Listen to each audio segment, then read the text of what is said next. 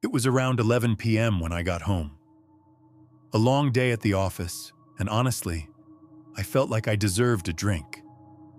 So I stopped by a bar after work, had a few too many. 4 drinks in, tired, and stumbling into my apartment. I collapsed on the couch, lit a joint, and started watching YouTube on my laptop. I was halfway through a documentary about luxury cruise ships when I almost passed out. Suddenly, I heard the front door open. Barely awake, I turned just enough to see my roommate walk in. He didn't say a word, hung his coat, walked silently to his room. Nothing unusual. We'd been living together for 3 months. Quiet guy, keeps to himself, never caused problems. A few minutes later, I heard the shower running in his room. Eyes half open, I kept watching highlights of some boxing match until sleep took over. Next thing I remember, I woke up. It was pitch black. My head was pounding. My throat bone dry. I checked my phone, 3:30 a.m. I dragged myself to the kitchen, but then I heard it. The shower still running. I froze.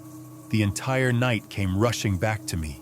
The bar, the Uber, my roommate walking in, the shower. Why was it still on? Maybe he fell. I rushed to his room. The bathroom door was locked. I banged on it. "Yo, you okay?" No answer. I grabbed my phone. Maybe I should call the cops. That's when I saw it. A text from my roommate, sent 2 hours ago. "Hey man, couldn't sleep. Went to my girls. No idea when I'll be back." I stared at the bathroom door, then back at my phone. Something felt off. My roommate never texts. And last I checked, he didn't even have a girlfriend anymore. So who was in the shower? I tried calling him. No response. I messaged him. Nothing. I walked to his desk. His wallet and keys were still there. My heart dropped. I backed out of the room and turned on every light I could. Tried to shake it off, but the shower sound felt louder now, more threatening. That's when I heard something buzz. His phone, lying on the kitchen counter. Panic hit me. I grabbed my own keys and ran out. Down the stairs, through the lobby, and across the street to the McDonald's. It was nearly empty, but even there, I felt watched. I stepped outside to clear my head, and then I looked up. At my balcony, someone was standing there. A dark figure, still as a statue. It looked too tall, like its head almost touched the balcony above. I couldn't make out any features, just darkness. My body screamed to run, but something told me if I moved, it would follow. So I turned and locked myself in the McDonald's bathroom and called 911. I told the dispatcher someone broke into my place, that I escaped unnoticed.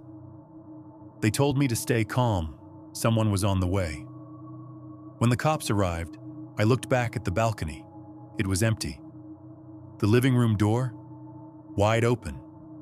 They questioned me for what felt like hours. Was the intruder armed? Did I recognize them? Eventually, I snapped, "Just go look for yourself." Maybe it was the fear in my voice, because they finally took me seriously. I waited outside. Minutes passed. Then, a muffled bang. More police cars, chaos, yelling, screams. They put me in a cruiser and drove me to the station. But the questions got weird. What company does your roommate work for? Have you ever heard voices between midnight and 3 a.m.? Have you ever seen a group of tall people standing outside your building at night? Has anyone ever stood at the foot of your bed and vanished? I started remembering strange things, whispers from the room next door. A figure in the dark when I went to the bathroom one night. Tall. Still. Gone when the light came on. After some notes, they told me they'd be in touch.